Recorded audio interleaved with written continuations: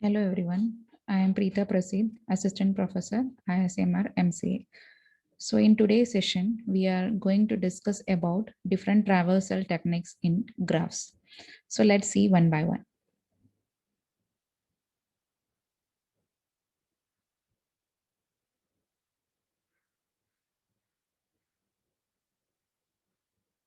So traversal in graph, BFS and DFS. So BFS, it stands for breadth first search, and DFS, it stands for depth first search. So graph traversal, it is a technique used for searching vertex in a graph. The graph traversal is also used to decide the order of vertices is visited in the search process. It means we have to check in which order the vertices have visited in that graph. So the graph traversal finds the edges to be used in the search process without creating loops. So there are two graph traversal techniques, BFS and DFS. So the depth first search, the name itself implies it will be using stack, and breadth first search, it will be using queue. So DFS, so here it is explaining about the steps which will be followed for the traversal. The step one, that is define the stack of the size, which is having the number of vertices in the given graph. And for the step two, that is select any vertex as a starting point for the traversal. So visit that vertex and push it onto the stack. So normally stack, you will be knowing that we have two operations, that is push and pop, and stack is using last in first out option. And in step 3, visit any one of the non-visited adjacent vertices of a vertex which is at the top of the stack and push it onto the stack. Step 4, we have to repeat the steps until there is no new vertex to be visited from the vertex which is at the top of the stack. And step 5, when there is no new vertex to visit, then use backtracking and pop one vertex from the stack. Then we have to repeat the procedure, that is the steps 3, 4, and 5 until the stack becomes empty. And for the step 7, that is when stack becomes empty, then produce the final spanning tree by removing unused edges from the graph. So let's see the example. So this is the given graph. So we have the vertices. How many vertices are there? A, B, C, D, E, F, and G. That is, we have 7 vertices.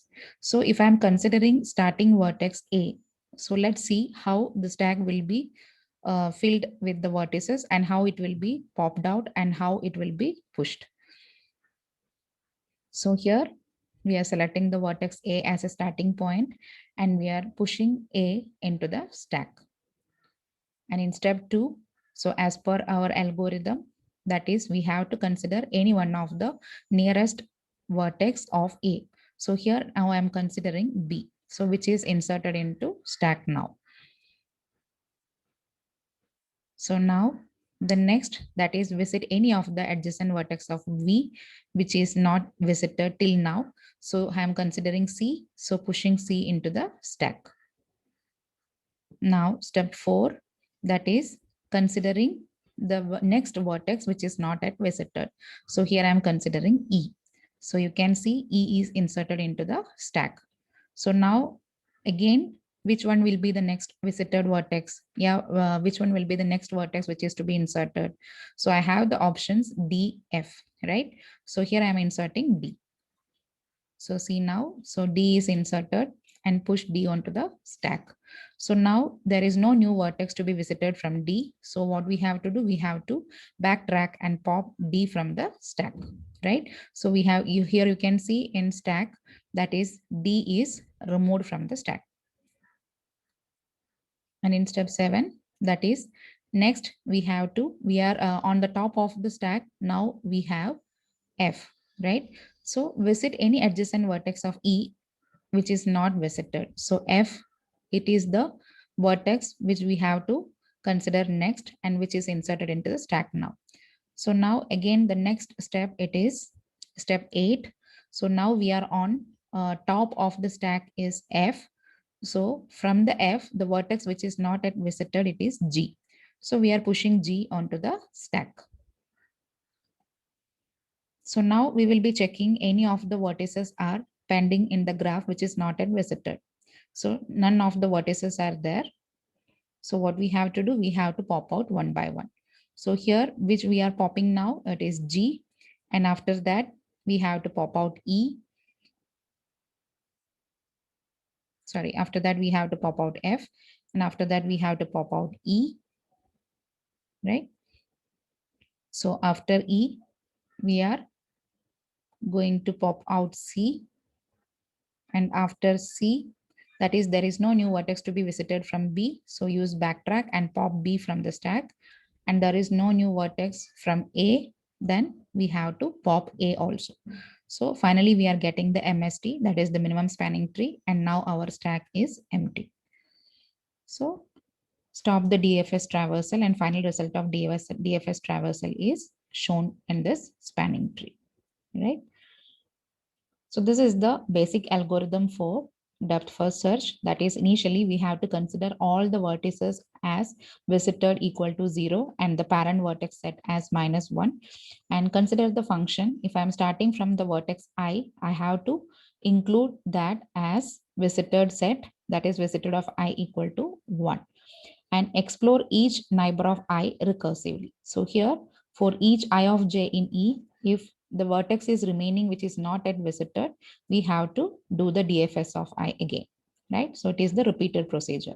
So we have to continue till we are visiting all the vertices, and we have to stop the pop out till the stack is getting empty. So that is about depth first search. So now BFS, that is breadth first search.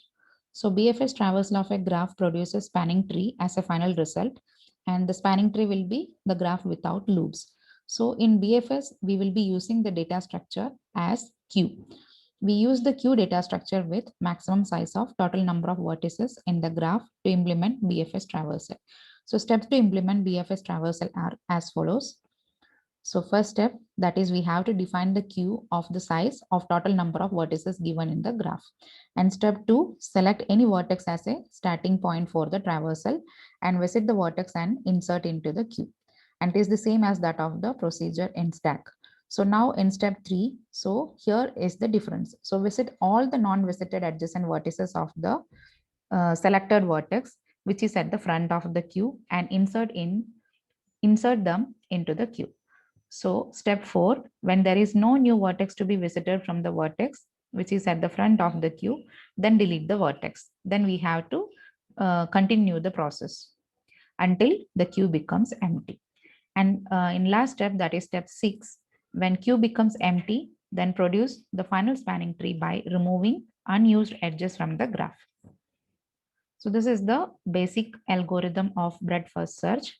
That is, we have to set all the visited of J array as empty, and we are considering the Q of the size, the number of vertices in the graph, right? So start the exploration at, if I am assuming my starting vertex is I.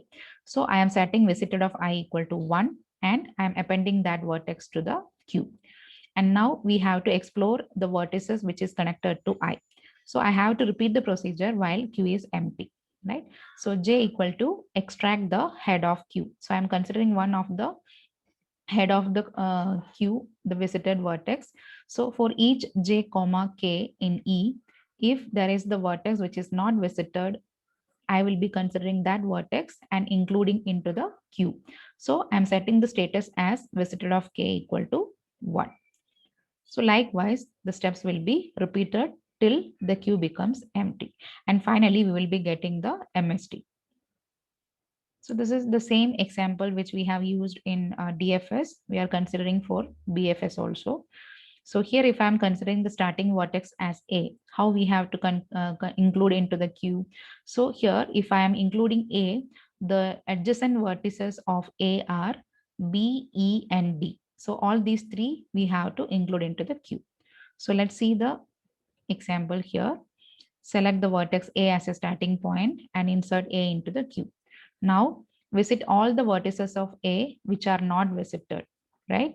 Adjacent vertices of A we have to consider. So what are the adjacent vertices? D, E, and B. So I am inserting that into the queue. And now which vertex we have to consider, and insert newly visited vertices into the queue and delete A from the queue. right? So A is removed and now DEB is in Q. So now consider the vertex D. So now visit all the adjacent vertices of D which are not visited. So now there is no such vertices remaining. So remove D from the Q. Now look into the step 4.